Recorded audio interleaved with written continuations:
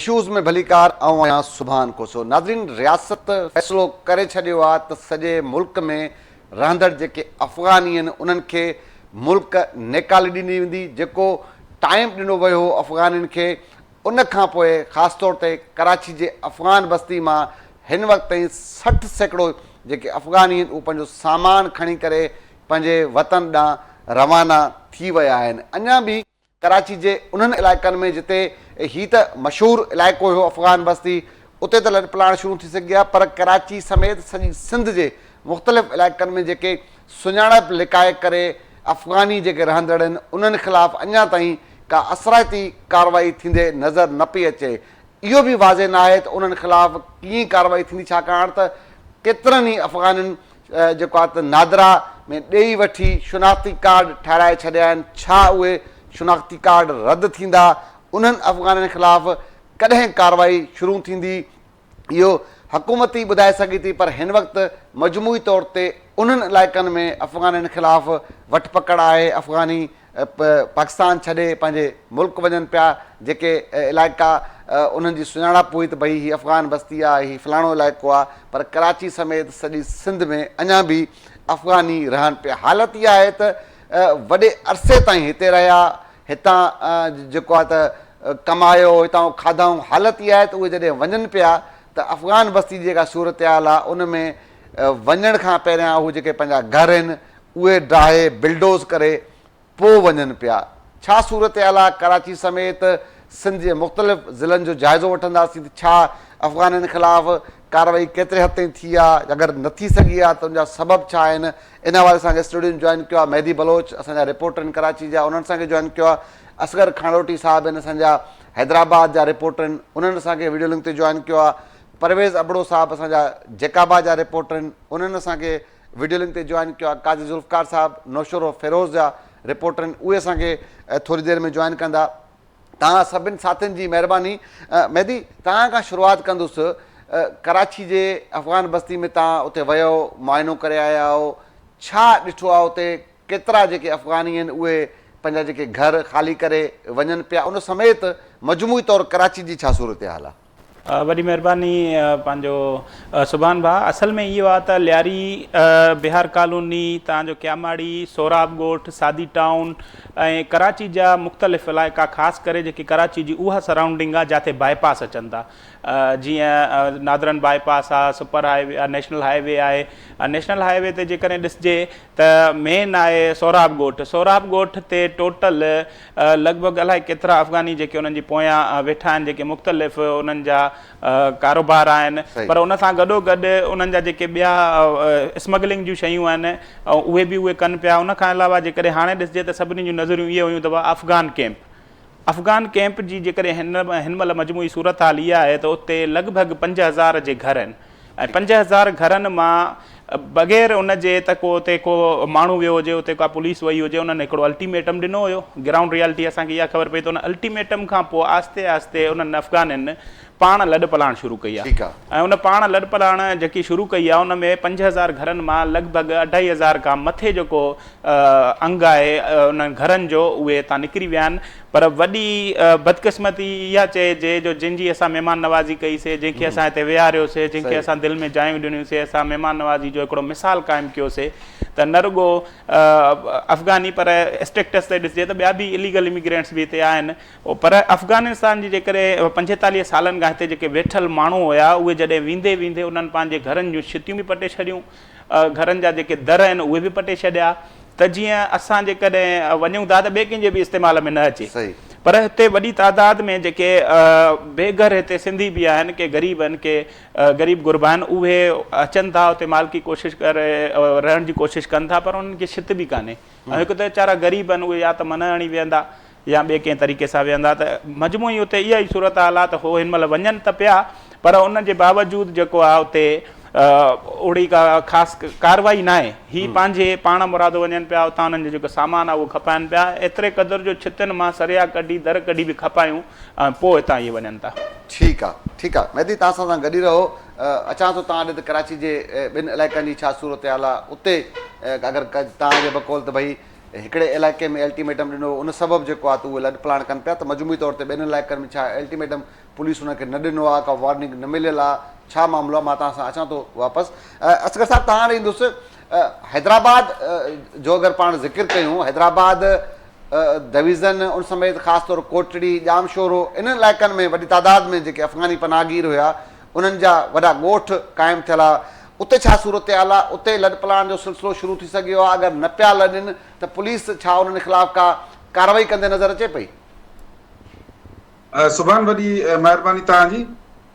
जेकॾहिं पाण हैदराबाद डिवीज़न जी ॻाल्हि करियूं त हैदराबाद डिवीज़न में वॾे तइदाद में अफ़गान पनाहगीर रहनि था, पर हिन वक़्त ताईं उन जे ख़िलाफ़ कंहिं क़िस्म जी कार्रवाई नथो अचे, न ई का अहिड़े सरकारी सतह ते अहिड़ी कार्रवाई जी का पधिराई जारी कई वई आहे या ॼाण फराहम कई वई आहे। पर हैदराबाद शहर में जेके सिर्फ़ु हिन वक़्तु पाण हैदराबाद शहर जी ॻाल्हि करियूं त हैदराबाद शहर में कुझु ॾींहंनि जे अंदरि सिर्फ़ु 4 गैर क़ानूनी अफ़गान पनाहगीर जेके रहंदा हुया उन्हनि खे गिरफ़्तार करण जा इतला मिलिया आहिनि, ऐं जंहिंमें 2 हाली रोड वारे इलाइक़े मां आहिनि ऐं हिकिड़ो बी सेक्शन वारे इलाइक़े मां आहे ऐं हिकिड़ो फोर्ट वारे इलाइक़े मां। जॾहिं त लखनि जे तइदाद में हैदराबाद में गैर क़ानूनी अफ़गान पनाहगीर रहनि था, जिन मां वॾो तइदाद हालानाका वारे इलाइक़े में जिथे कंहिं क़िस्म जी जेका पहिरीं कुझु महीना अॻु मरहलो शुरू थियो कार्रवाई जो अफ़गान पनाहगीरनि जे ख़िलाफ़, त उन वक़्तु उते कार्रवाई कई वई हुई। पर उन दौरान बि पुलिस जूं जेके शिकायतूं आहिनि या पुलिस सां जेके चैलेंजिस आहिनि, पुलिस जो चवणु आहे त असांखे जेके डायरेक्शन्स मिलियल आहिनि त जेके इलीगल इमिग्रेंट्स रहनि था, ख़ासि तौर ते अफ़गान पनाहगीर, उन्हनि जे ख़िलाफ़ कार्रवायूं कयूं वञनि। पर जॾहिं उहे कार्रवायूं शुरू कयूं वञनि थियूं त उन दौरान उन्हनि खे उहे CNIC पंहिंजा ॾेखारीनि था या ॿिया पंहिंजा डॉक्यूमेंट्स ॾेखारीनि था, जंहिंजे करे पुलिस जी अहिड़ी असराइती कार्रवाई नथी थी सघे। सो मुंहिंजे ख़्याल में जेसीं ताईं उन्हनि CNIC जी छाण न थींदी ऐं उन्हनि खे सॼी तरीक़े सां उन्हनि जी मॉनिटरिंग या निगरानी न कयो वेंदो या उन्हनि खे रिव्यू न कयो वेंदो त जेके CNIC कहिड़े तरीक़े सां ठहिनि, उन जे पुठियां उन्हनि जो को ट्रेल आहे या न आहे, उन्हनि उहे जो बुनियादु छा आहे, जेसीं ताईं उहे CNIC उन्हनि जा रद्द नथा थियनि तेसीं ताईं पुलिस या त पुलिस खे अहिड़े क़िस्म जूं डायरेक्शन्स अचनि त जेकॾहिं उन्हनि खे शक पवे त उहो CNIC में बि शक आहे त उहो जाली आहे या ग़लति तरीक़े सां ठाहे वियो आहे त पोइ बि अलॻि ॻाल्हि आहे। पर हिन वक़्तु ताईं जेके पुलिस खे डायरेक्शन्स मिलंदियूं आहिनि त उन में वाज़िह तौर ते इहो हूंदो आहे त इलीगल इमिग्रेंट्स, इलीगल मतिलबु त कंहिं शहरी वटि को प्रूफ न हुजे त आउं हिन मुल्क जो सिटीज़न आहियां। त तव्हांखे असांखे ख़बर आहे कोटड़ीअ जी, तव्हांखे ॿुधायूं त कोटड़ीअ में जेके लखनि जे तइदाद में रहनि था अफ़गान, त उन्हनि जा CNIC त अलॻि शइ आहे, उन्हनि जा वोटर लिस्टुनि में नाला आहिनि। असां जूं जेके पॉलिटिकल पार्टियुनि सां जेके कुझु शख़्सियतूं तइलुक़ रखनि थियूं, उहे पंहिंजे पेटी मफ़ादनि जे करे, पंहिंजे वोटनि जे करे उन्हनि खे वोटर लिस्टुनि में उन्हनि जा नाला दाख़िल कराइनि था, उन्हनि जा CNIC ठाराइनि था। त जेकॾहिं असां उन सॼे मामले खे सियासी तौर ते न ॾिसंदासीं त इहे जेके पुलिस जूं कार्रवायूं आहिनि या जेके हिन वक़्तु ऐलान थी रहिया आहिनि उहे सिर्फ़ु कॉस्मेटिक हूंदा, उन्हनि जो को एॾो असरु न पवंदो। कराचीअ में जंहिं तरीक़े सां तव्हां ॻाल्हि कई त इहा तमामु हिकिड़ी वॾी प्रोग्रेस आहे, ऐं जेकॾहिं उन मां एॾे वॾे तइदाद में अफ़गान पनाहगीर हलिया विया आहिनि त इहा हिकिड़ी ॻाल्हि सम्झ खां ॿाहिरि आहे।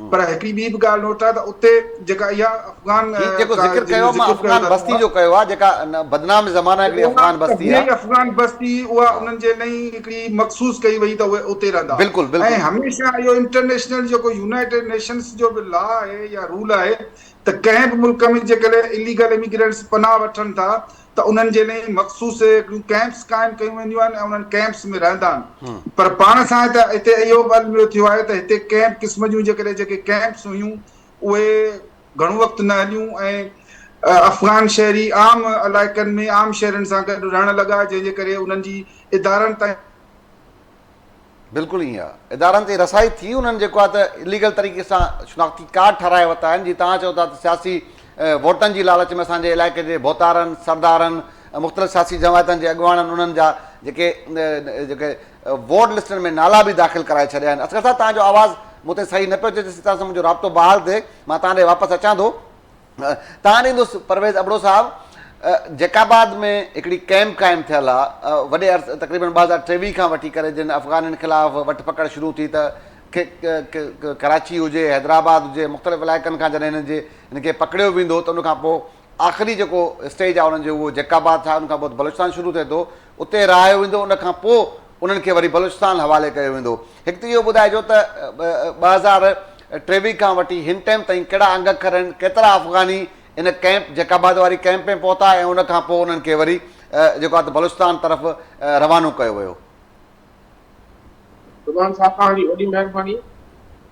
मां तव्हांखे जेके डिप्टी कमिश्नर ऑफिस मां असांखे अंग अखर मिलिया आहिनि ऐं हिनखे असां रिपोर्ट बि कंदा रहिया आहियूं, उन मूजिबि इहो आहे त जेको आहे सो पहिरियों जेको आहे सो उहो 2000 में शुरू थियो, 2023 में 2024 ताईं 2023 खां 2024 ताईं जेको होल्डिंग पॉइंट जैकबाबाद में क़ाइमु थियल आहे 1695 अॻवानी जेके कराची ख़सूसन हैदराबाद ऐं ॿियनि शहरनि खां पर ख़सूसन कराची खां उन्हनि खे सिक्योरिटी जे सख़्तु सिक्योरिटी में होल्डिंग पॉइंट ते आंदो हुयो, जंहिंमें फैमिलीज़ बि हुयूं, मासूम ॿार औरतूं मर्द, उन्हनि खे आणे करे पोइ हिते होल्डिंग पॉइंट ते तरसायो वेंदो ऐं ॿिनि कोचनि जेका यानी कि 100 जे लॻभॻि जीअं थींदा हुया अफ़गानी शहरी, पोइ उन्हनि खे रवानो कयो वेंदो हो, बलूचिस्तान इंतज़ामिया जे हवाले कयो वेंदो, चमन बार्डर खां पोइ उन्हनि खे अफ़गानिस्तान मोकिलियो वेंदो हो। ठीकु आहे। हाणे हीअं फेज़ 2 जेको अप्रैल अगस्त ताईं 2025 ताईं जेको शुरू थी वियो, उनमें 2591 जेके आहिनि सो अफ़गानी जेके शहरी आहिनि उन्हनि खे जेको आहे सो इन होल्डिंग पॉइंट जैकबाबाद वारे ते आंदो वियो ऐं बिलख़सूस कराची खां जेके आहिनि सो इहे माण्हू अफ़गानी शहरी आंदा विया, जंहिंमें बि फैमिलीज़ हुयूं। हिते जॾहिं होल्डिंग पॉइंट ते वरी जेको फेज़ 3 शुरू थियो, उहो फेज़ 3 अञा ताईं शुरू आहे, सेप्टेम्बर खां उहो शुरू थियो। 913 अफ़गानी शहरी जंहिंमें फैमिलीज़ बि हुयूं, मासूम ॿार औरतूं, इन्हनि खे हाणे जेको आहे सो हिते होल्डिंग पॉइंट ते तरसायो वियो। जुमिले जेको आहे सो हिन वक़्त ताईं जेको आहे मां तव्हांखे ॿुधायां थो, जेके अपडेट मिली आहे उहे 5199 अफ़गानी शहरियुनि खे जेको आहे सो हितां होल्डिंग पॉइंट जैकबाबाद खां पंहिंजे वतन अफ़गानिस्तान ॾांहुं मोकिलियो वियो आहे। ठीकु आहे। हाणे जेके हिते तरसाया वञनि था उन जी हिकिड़ी वॾी बजट आहे, जंहिंमें हुते नादरा जो हमलो हुजे थो, उन्हनि जी वेरिफिकेशन थिए थी, FIA जा हमलो हुजे थो, स्पेशल ब्रांच जा एहलकार हुजनि था, DIP ऐं मुख़्तलिफ़ जेके रियासती एजेंसियूं उहे उन्हनि जी वेरिफिकेशन कनि था, तंहिंखां बाद उन्हनि खे चमन बॉर्डर ते पंहिंजे शहर अफ़गानिस्तान मुल्क ॾांहुं मोकिलियो वञे थो। ठीकु आहे। त अहिड़े तरीक़े सां हिते उन्हनि खे जॾहिं तरसायो वञे थो त उन में मानी टई नाश्तो ऐं मंझंदि जी मानी, राति जी मानी, इवन जेकॾहिं मासूम ॿार आहिनि उन में शामिल त उन्हनि खे टाफ़ियूं बिस्किट ऐं ॿियो जीअं थींदो आहे जे घर वारो हिकिड़ो माहौल थींदो आहे उन्हनि खे उहो विकिणाइण पियो थो वञे ऐं इंतिहाई सिक्योरिटी जा इंतज़ाम सख़्तु कया था वञनि। उन खां पोइ जॾहिं हितां रवानो कयो थो वञे बि सिक्योरिटी जा इंतज़ाम सख़्तु हुजनि था। हाणे हीअ त थी वियो 5199 अंग ऐं जेको 2023 खां वठी 2025 जेको हलंदड़ साल आहे त इहो वॾो अंग न आहे। कराची हुजे या सिंध जा जेके बि इलाइक़ा आहिनि उन में अफ़गानी एतिरा त पखिड़ियल आहिनि ऐं शहरनि जे अंदरि कारोबार ते सॼो उन्हनि जो कब्ज़ो आहे। कराची त उन्हनि जो हब आहे, उन खां पोइ हैदराबाद बि हब आहे, उन खां पोइ सखर ऐं जैकबाबाद में बि हाणे उन्हनि छा कयो आहे त सरपरस्ती थिए पई। जंहिं वक़्तु 2024 में अक्टूबर जेके इलेक्शन थी ऐं उन दौरान जेको डिप्टी कमिश्नर जैकबाबाद दादरो ज़ाराणी हो त प्रेस क्लब में हिकिड़ी तकरीब थी, उन दौरान मां हुनखे सवाल पुछियो हुओ त मां चयो साईं जैकबाबाद में हेॾी वॾी तादाद में पसकिरदाई में शहर जे अंदरि अफ़गानी शहरी रहनि था, उन्हनि जे ख़िलाफ़ कार्रवाई छो नथी थिए? त हुन क्लियरली ॻाल्हि कई जेकी KTN न्यूज़ ते बि नशर थी, उन जे हवाले सां डिप्टी कमिश्नर जी ॻाल्हि ॿोलूं कमिश्नर जैकबाबाद दादरो ज़ाराणी थी त हिते जेकी सरपरस्ती कनि था जेके कारोबारी तबिको आहे या सियासी माण्हू आहिनि, ख़सूसन जेके कारोबारी तबिको आहे जेके उन्हनि जी सरपरस्ती करे उन्हनि खे NIC जेके आहिनि सो हितां पाकिस्तानी शहरियत जा उन्हनि खे ठाराए ॾिना विया, जंहिं करे असां कंहिंमें बि हुजूं था त को न को अची बीह थो रहे। ऐं हाणे हिते तव्हांजे पसंदीदा हिते जैकबाबाद में त हुननि जा ॻोठ आबाद आहे, उन्हनि ॻोठनि जी ऐं ख़सूसन सिंध हुकूमत में जेको हिन वक़्तु वीचारो बीमार आहे, मां नालो कोन थो खणां, उन वक़्तु जो उहो पठान सिंधी जो नालो हणी हिननि पठाननि खे अफ़गाननि खे बि हू चवंदो त इहे सिंध वासी ऐं उन्हनि जी वॾी मालिकी उहो कंदो हो। हमरा जेको सियासी माण्हू ऐं ख़ासि उहिदनि ते रहियो आहे सिंध हुकूमत में, त उन जी बि मालिकी रही। त मैकेनिज़म जेको हुजे थो ऐं उन ते वर्कआउट जेको थियो आहे उहो पुलिस न करे सघी आहे। ठीकु उहो आहे। छाकाणि न करे सघी आहे त हिते जॾहिं कंहिं माण्हू जी तव्हां गैर मुल्की जेके माण्हू रहनि था, ख़सूसन अफ़गानी शहरी पश्तो उहो बि ॿोली ॻाल्हाइनि था ऐं पश्तो कोटा में पिशावर में रहंदड़ पठान बि ॻाल्हाए थो, पर अफ़गानी पठाननि जी ॿोली में जेको पश्तो आहे ऐं जेको कोटा ऐं पिशावर में जेको पठान आहे उनमें फ़र्क़ु आहे। छो त मुंहिंजा पठान ॿिया बि दोस्त चवंदो आहे हिननि जी ॿोली असांजी ॿोली में फ़र्क़ु आहे। ठीकु आहे। हाणे कब्ज़ो आहे सॼो हिते उन्हनि जो कारोबार ते। कारोबार जेकॾहिं पुलिस उन्हनि खे ठीकु आहे। छॾे थी खणे थी त फौरी तौर ते शटर टाउन जी वापारी तंज़ीमूं ताल ॾेई थियूं छॾनि, जंहिं करे पुलिस उन्हनि हथु नथी विझे। इहे दादले ज़राणी जा लफ़्ज़ आहे डिप्टी कमिश्नर जेको बाबा के पद में हिते रही वियो 2024 में। सही। त मां इहो चवां थो त जेसिताईं असांजी रियासत मुकमिल तौर ते जेके हिननि जा NIC आहिनि उन्हनि जी इन्वेस्टिगेशन न थींदी, उहे रद्द न थींदा, तेसिताईं जस्टिफिकेशन न थी बिल्कुलु सघंदी। ठीकु आहे। पुलिस पर साहब इन खां नथी पहिरियां हिकिड़ो ॿियो रवैयो हुयो त भई महिमान नवाज़ी पाड़ेसरी हुजण जे नाते उन्हनि खे नरमी वारी सूरत हाल हुई, पर हाणे त उन्हनि दुश्मनी करे ॾेखारी आहे ऐं हाणे त हालतूं थोड़ी चेंज थी वियूं आहिनि। ज़ाहिरी ॻाल्हि तव्हांजो ज़बरदस्त ॻाल्हि आहे त घटि में घटि हुनजे निशानदेही थियणु घुरिजे त आया जेके शिनाख़्ती कार्ड आहिनि हे जैननि तरीक़े सां ठहिया आहिनि, ग़लति तरीक़े सां ठहिया आहिनि, ही किथां जो आख़िर असल किथां जो शहरी हुयो, उहे सभु शयूं क्लियर थियणु घुरिजनि ऐं हुन खां पोइ बहितर कार्रवाई थी। तव्हां सां गॾु ई रहो। काज़ी ज़ुल्फ़कार साहब आहिनि असांखे टेलीफोन लाइन ते जॉइन। काज़ी साहब तव्हांजी महिरबानी। काज़ी साहब सोशल मीडिया ते हिकिड़ी ख़बर हले पई त कराची मां जेके अफ़गानी पठान लॾ पलाण कनि पिया उन्हनि अची करे नौशरो फ़िरोज़ में जेको आहे त खेमा खोड़िया आहिनि। छा इन ख़बर में का सदाकत आहे साईं? जी सुभाणे बिल्कुलु इहा सूरत हाल न रुगो नौशरो फ़िरोज़ पर असांजे सां क़ौमी शहर गुज़रे थो उतां जी इहा साॻी सूरत हाल आहे। नौशरो फ़िरोज़ बाईपास समेत जेके ज़िले जे मुख़्तलिफ़ शहर मां जितां बाईपास गुज़रे थो, जीअं मोरो आहे, नौशरो फ़िरोज़ आहे, बिरियासी आहे, कंडियारो आहे, उनजे आसपास अॻे ई जेके पनाहगीर वेठल हुआ खेमनि जी सूरत में, उते झोपियूं ठाहे वेठल आहे, ट्रैक्टर उन्हनि जा उते बीठल हुया, उन्हनि वटि ई हाणे माण्हू अची लथा नौशरो फ़िरोज़ बाईपास ते कुझु ट्रकूं अचे बीठियूं। उनखां सवाइ सोशल मीडिया ते मुख़्तलिफ़ जाइनि जा वीडियो वायरल थिया आहिनि जंहिंमें इहो ॾेखारे पियो वञे त जेके अफ़गानी आहिनि उहे उते पहुतल आहिनि। पर बदकिस्मती आहे त हिन सॼी सूरत हाल जी इंतिज़ामिया बिल्कुलु इंतिज़ामिया उनखां लातालक बणियल आहे, उनखे का बि हिन मामले जी ख़बर कोन्हे। नौशरो फ़िरोज़ बाईपास ते बि अॻे जेके मुख़्तलिफ़ माण्हू पनाहगीर कुझु अफ़गानी रहियल आहे उन्हनि वटि हाणे ॿिए माण्हू बची विया आहिनि, पर उनमें हिन महिल ताईं कंहिं बि इंतिज़ामिया उनजो को नोटिस न आहे वरितो। मुंहिंजे में SSP रोहल खोसो सां बि ॻाल्हि ॿोल थी आहे, जंहिं चयो आहे त नौशरो फ़िरोज़ में को बि अफ़गानी मौजूदु कोन्हे। जेतोणीक मोरो में कुझु ॾींहं पहिरियां अफ़गाननि ख़िलाफ़ क्रैकडाउन बि थियो, कुझु माण्हू गिरफ़्तार बि थिया, पर उनजे ख़िलाफ़ का बि कार्रवाई न थी, केस को दाख़िल न थियो। इन सुवाल जे जवाब में SSP इहो चयो त असीं वेरिफिकेशन खां पोइ उन्हनि खे छॾे ॾिनो, अफ़गानी न हुआ। हिन वक़्तु इहा सूरत हाल आहे त नौशरो फ़िरोज़ ज़िले मां गुज़रंदड़ क़ौमी शहर जे मुख़्तलिफ़ जाइनि ते जेके अफ़गानी आहिनि, जेके मुख़्तलिफ़ ट्रकुनि में कराचीअ मां सामान खणी वञनि था पिया, उहे उते पहुतल आहिनि, उते मुख़्तलिफ़ खेमा खोड़िया पिया था वञनि, पर इंतिज़ामिया इन सिलसिले में को बि क़दम कोन थी खणे। ज़िले इंतिज़ामिया समेत पुलिस वटि बि हिन वक़्तु को बि डेटा मौजूदु कोन्हे, को इंतिज़ामिया खे राब्तो कनि था पिया त उन्हनि खे ख़बर कोन्हे ज़िले में जेके अफ़गानी अॻु आबाद हुआ उहो केतिरा हुआ, केतिरनि अफ़गाननि खे शिनाख़्ती कार्ड जारी कया न कया विया, का बि डेटा हिन वक़्तु इंतिज़ामिया वटि मौजूदु कान्हे। जी सुभाणे। अच्छा काज़ी साहब, ही जेके कराची मां हिननि पंहिंजा थपड़ खया आहिनि ऐं वञणु चाहिनि पिया जेको अफ़गानिस्तान जे लाइ, आर्ज़ी तौर ते हिननि इलाइक़नि में अची रुकिया आहिनि कुझु कलाकनि जे लाइ, या मुस्तक़िल तरीक़े सां वरी साॻियो हुतां निकिरी करे वरी हिते रहण जी कोशिशि कनि पिया?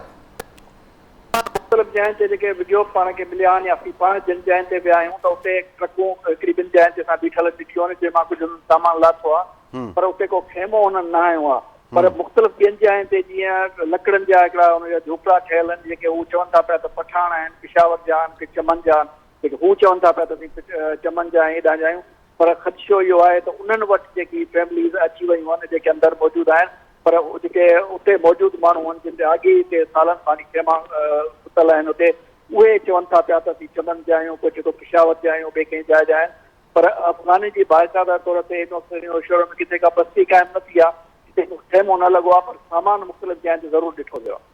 ठीकु आहे। अच्छा काज़ी साहब इहो ॿुधाइजो त मजमूई तौर ते अगरि नौशरो फ़िरोज़ जी ॻाल्हि कयूं, ही त उहे अफ़गाननि जो पाण ज़िक्र कयूं पिया जेके कराची जे अफ़गान बस्ती समेत मुख़्तलिफ़ इलाइक़नि मां पंहिंजो सामान खणी निकिता आहिनि, उनखां अलावा अगरि पाण चऊं त मजमूई तौर ते सॼे नौशहर फ़िरोज़ ज़िले में मुंहिंजे ख़्याल में तमामु वॾी तादाद में पहिरियां रहनि पिया, छा उतां बि का ललपलाण या पुलिस तरफ़ां का कार्रवाई तव्हांखे थींदे नज़र अचे पई?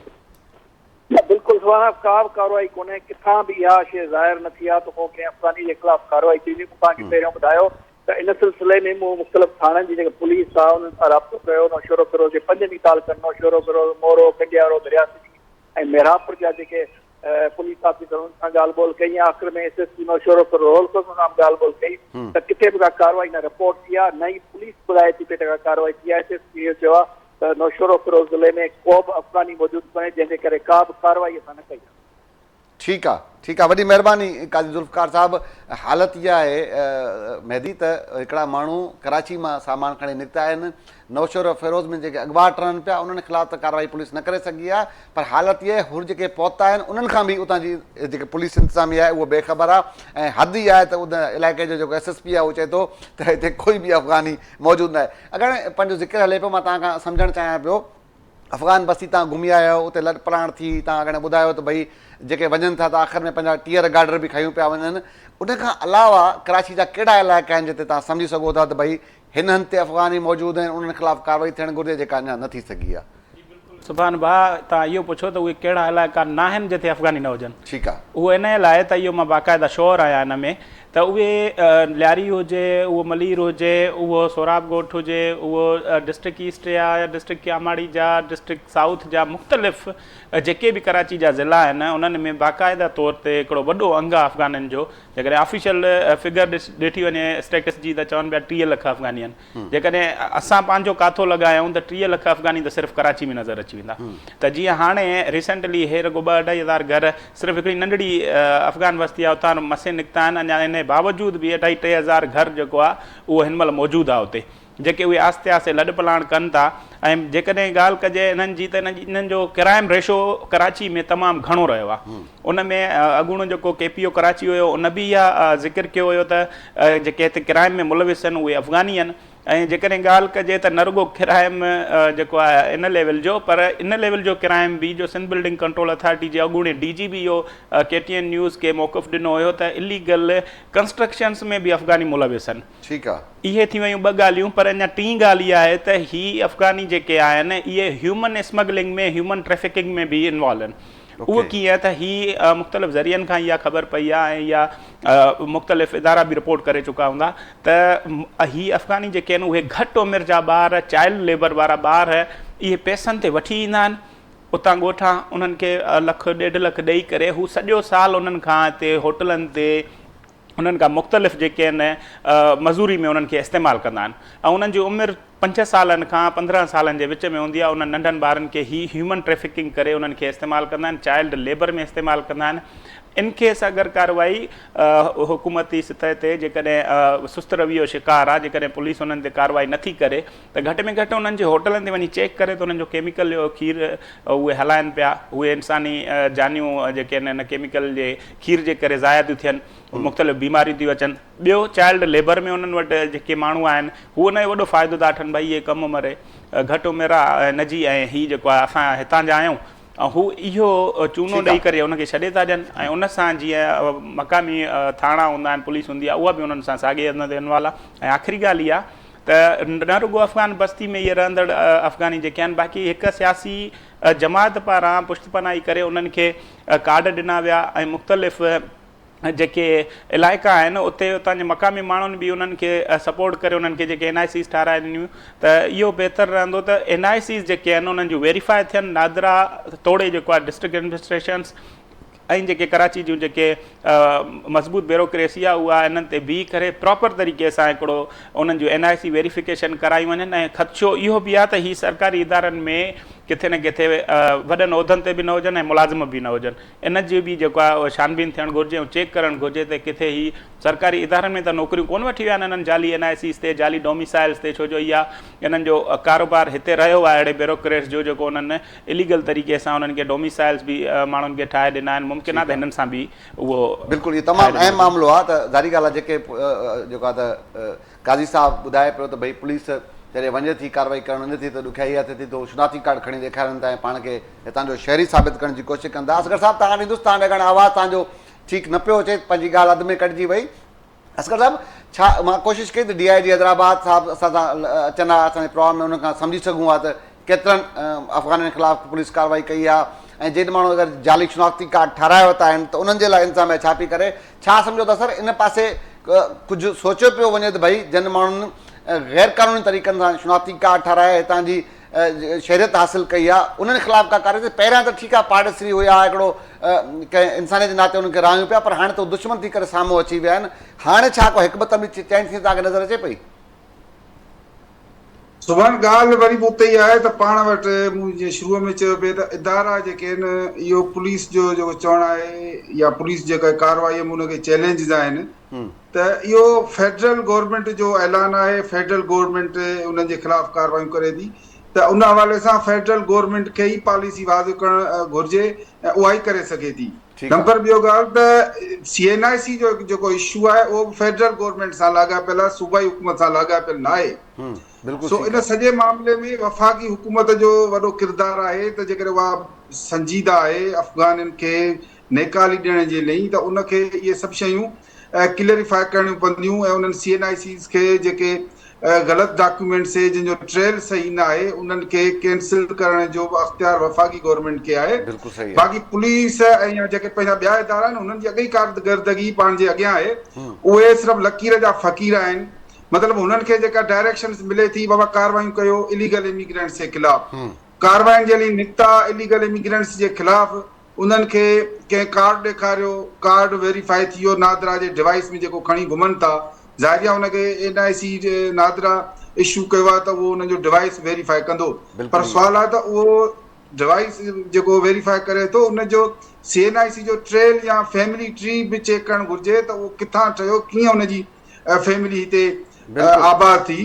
उन बुनियाद ते जेको मसइलो आहे उहो वफ़ाक़ी गवर्नमेंट जो आहे ऐं पंहिंजनि इदारनि जी जेका कारकर्दगी आहे या उन में जेके चैलेंजिस पुलिस खे अचनि थियूं उनजी लिखपढ़ वफ़ाक़ी इदारनि सां करणु। सो मुंहिंजे ख़्याल में त उहा न कंदा हूंदा, उहे त पुलिस चवंदी हूंदी त बाबा असां हेतिरा रेड कया, ही कार्रवायूं कयूंसीं, 200 माण्हुनि जा CNIC चेक कयासीं, उन्हनि मां 98 माण्हुनि ॾे 198 माण्हुनि जा CNIC तव्हांजे डिवाइस वेरीफाई कया, ॿिनि जा कोन कया, उन्हनि खे ॿिनि खे गिरफ़्तार कयोसीं, सो एंड सो इहा कार्रवाई ईअं रहंदी।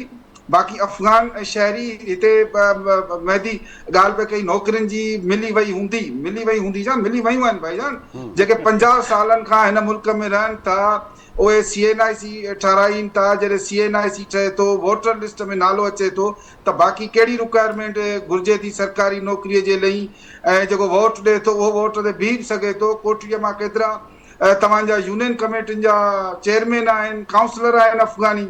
इहा ई साॻी सूरत हाल हैदराबाद जी आहे, इहा ई साॻी सूरत हाल भिटशा जी आहे, ऐं इहा साॻी सूरत हाल ॿियनि शहरनि जी आहे। सो सुवाल हीअ आहे त हीउ मसइलो वफ़ाक़ी हुकूमत जे संजीदगीअ सां, वफ़ाक़ी हुकूमत जे क्लियर कट पॉलिसीअ सां हल थींदो।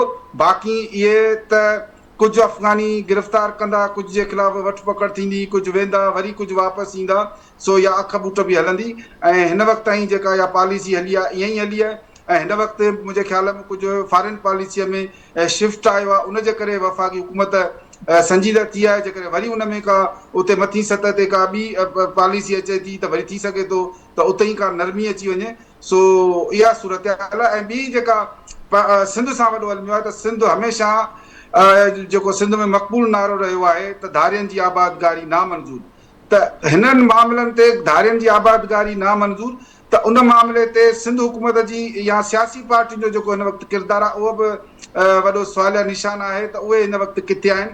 ऐं जेकॾहिं हिन वक़्तु वफ़ाक़ी हुकूमत सीरियस आहे त उन्हनि सभिनी सियासी पार्टियुनि खे बि पंहिंजो मौक़िफ़ ऐं अञा वफ़ाक़ी हुकूमत ते पंहिंजो प्रेशर डेवलप करणु घुरिजे, ऐं वफ़ाक़ी हुकूमत जे हिन पॉलिसीअ खे एप्रिशिएट करणु घुरिजे, ऐं उनखे असराइतो बनाइण जे लाइ पंहिंजी तजवीज़ूं ॾियणु घुरिजनि त जीअं वधि खां वधि इलीगल इमिग्रेंट्स जेके सिंध में रहनि था उन्हनि खे नेकाली ॾेई सघिजे।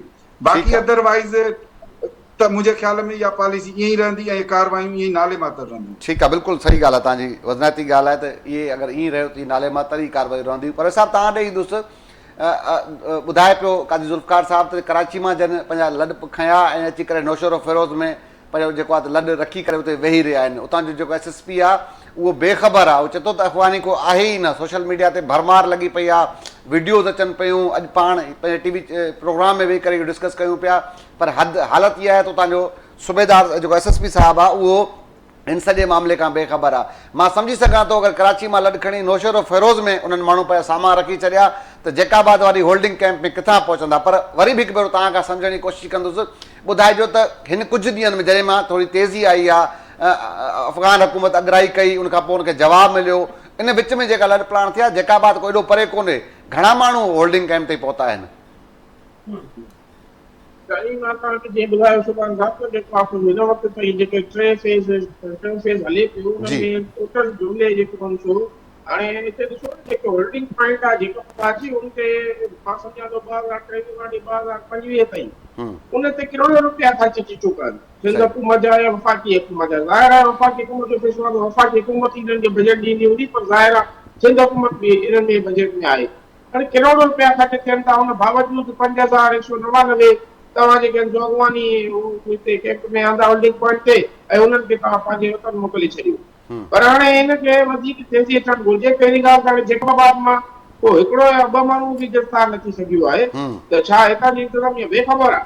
ऐं जॾहिं को डिप्टी कमिश्नर या उहिदे जो मालिक हुजे थो उहो इन जी निशानदाही करे वियो त बाबा हिते जेको आहे जंहिंमें विझूं था उहो जेको आहे सो जिते असांखे शक पवे थो हे अॻवानी आहे या इंटेलिजेंस का रिपोर्ट आहे त उन रियासती इदारनि जी का रिपोर्ट आहे त उते उन्होंने पाकिस्तानी शरारती कार्ड NIC खणी बीठो आहे त बाबा हीअ त आहे ही पाकिस्तानी शहरियत रखंदड़ माण्हू।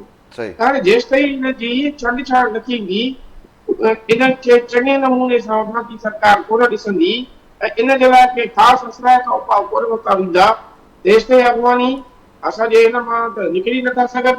हाणे फोकस आहे हुननि जो कराची में जीअं असांजो रिपोर्टर साहिबु आहे, असांजो दोस्त ॿुधाए थो मेहदी साहिबु, उते अञा कहिड़ा इलाइक़ा आहिनि जंहिंमें अॻवानी नथा रहनि, इहा ॻाल्हि सही आहे। त हाणे हिते अचूं था जैकाबाद जो असां वठूं था 15 किलोमीटरनि ते बलूचिस्तान जो बॉर्डर शुरू थिए थो। हाणे उते बि जेके आहिनि न हिते उन्हनि खे जेकॾहिं को बि डंडो मिले थो त वरी उहे पनाह वठनि था बलूचिस्तान जे ओड़े इलाइक़नि में कोटा खे छॾे करे। ओड़े इलाइक़ा मीन्स डेरा मुराद जमाली सोबतपुर, उते उन्हनि जा बाराड़ी वारे पासे ॾे ॻोठ क़ाइमु थियल आहिनि ऐं उते ज़मीनूं ख़रीद कनि था। हाणे हिते कारोबार ते सॼा मुसलत इहे आहिनि।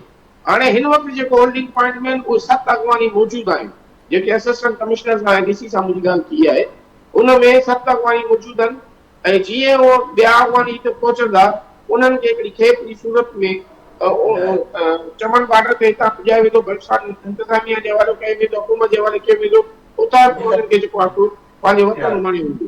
त असां सां वॾो अलमियो रहियो आहे सिंध जे माण्हुनि हमेशह जीअं में जंहिंखे जायूं ॾिनियूं उहे फ्री असांखे ढंगनि था, असांजा दुश्मन थियनि था। ऐं कहिड़ो उहो गैर कानूनी कारोबार आहे जंहिंमें अॻवानी या घारियो मुलविस न आहे। ख़ुसूसन अॻवानी मंशा जे कारोबार में असांजो बॉर्डर इलाइक़ो आहे। हाणे ॾिसो जेके बि केसिस पकड़िया उन मां मां चवां थो 80% उन में अॻवानी शामिल आहे ऐं उहे सभु जेके उन्हनि NIC पाकिस्तान जा। हाणे जॾहिं उहे कोर्टनि में वञनि था त उन ज़मानतूं थी थियूं वञनि या कुझु माण्हुनि खे सज़ा अचे थी। अहिड़े तरीक़े सां जेसि ताईं वफ़ाक़ी हुकूमत जे घनौड़ी साहिबु चयो ऐं ॿियनि दोस्तनि चयो त जेसि ताईं वफ़ाक़ी हुकूमत हिन में सेंसर न थींदी का जामा पॉलिसी न जोड़ी वेंदी तेसि ताईं अॻवानी मुकमिल तौर ते सिंध मां हुननि जी नेकाली मुमकिन न आहे। हाणे ॾिसो पंजाब हुकूमत आहे, पंजाब हुकूमत में लाहौर में अंगीकार वठो, पंजाब हुकूमत अंगीकार वठो, सिंध जा वठो, त वॾो फ़र्क़ु तव्हांखे नज़र ईंदो। उतां उन्हनि कमु कयो आहे पर उन ते को बि उते कमु न थी सघियो आहे, पर सिंध खां बहितर कमु उते उन्हनि कयो आहे। कराची जे कंहिं बि होटल ते वञो या जैकाबाद जो मां तव्हांखे मिसाल ॾियां, कॾहिं असांखे यादि न आहे असां हिते ज़िंदगी जा लाइ केतिरा साल गुज़ारिया आहिनि त मिलावट वारो खीरु असांखे मिले, केमिकल वारो खीरु मिले ऐं उन खां पोइ जेकी पती आहे चांहि जी उहा मिलावट वारी मिले, ही किथां था आणनि? उन ते छो नथो कमु थिए? केतिरा ई दफ़ा इंतज़ामिया खे चयो आहे, हिन ते रिपोर्टिंग बि कई आहे, पर वक़्ती तौर ते खातो जाॻे थो, डिपार्टमेंट जाॻे थो, डिप्टी कमिश्नर जाॻे थो, वक़्ती तौर ते का कार्रवाई करे 2-3 माण्हू गिरफ़्तार करे 1-2 दुकान सील करे चवंदा असां कार्रवाई करे छॾी। ठीकु आहे, ठीकु आहे परवेज़ साहब, ठीकु आहे परवेज़ साहब, मुंहिंजो प्रोग्राम जो मुख़्तलिफ़ बीमारियूं माण्हुनि खे वठनि थियूं। बिल्कुलु ठीकु हाणे आहे, माण्हू एतिरा मजबूर थी विया आहिनि वीचारा, कंहिंखे तव्हां ॾियनि। बिल्कुलु ठीकु आहे। जी। पर असां मुंहिंजे प्रोग्राम जो वक़्तु पंहिंजी पुॼाणी ते पहुचे पियो। तव्हांजी वॾी महिरबानी, तव्हां मुंहिंजी क़ीमती मेहदी बलोच साहिबु तव्हांजी महिरबानी, असद खांडे साहिबु तव्हांजी महिरबानी, ऐं काज़ी ज़ुल्फ़िकार साहिबु तव्हांजी महिरबानी। तव्हां असांजे दोस्तनि जी गुफ़्तगू ॿुधी आहे। हालत इहा आहे त हितां कराची जे मुख़्तलिफ़ इलाइक़नि मां जेके लॾ खणी करे उहे नौशेरो फिरोज़ वारे इलाइक़नि में उन्हनि खेमा खोड़े छॾिया आहिनि, पर उतां जी जेका इंतिज़ामिया आहे, उतां जी जेका पुलिस आहे, उहा सॼी इन मामले खां बेख़बर आहे। सरकार खे ख़ासि तौरु सिंध हुकूमत खे त घुरिजे हिननि खे पंहिंजे सूबे मां कढण लाइ। वफ़ाक़ी सरकार खे बि जेका पॉलिसी आहे उहा वाज़े करणी पवंदी, ख़ासि तौर ते उहे माण्हू जेके पंहिंजो जेके सुञाणप पंहिंजी लिकाए करे शनाख़्ती कार्ड जाली तरीक़नि सां ठाराए करे हिते रहनि था, उन्हनि ख़िलाफ़ बि कार्रवाई थींदी। छाकाणि त असांजे माण्हुनि, ख़ासि तौरु असांजे मुल्क जे माण्हुनि घणो लोड़ियो आहे, घणी महिमान नवाज़ी थी, पर हाणे जॾहिं उहे दुश्मन थी करे साम्हूं बीठा आहिनि त घटि में घटि हाणे हुननि सां कंहिं बि क़िस्म जी रिआयत न थियणु घुरिजे ऐं उन्हनि ख़िलाफ़ु सख़्तु खां जेका सख़्तु कार्रवाई उहा थियणु घुरिजे। अॼु जनि प्रोग्राम जा सुभाणे कंहिं ॿिए इशू कंहिं ॿिए मां मुलाक़ात थींदी। तेसीं ताईं अला भाई।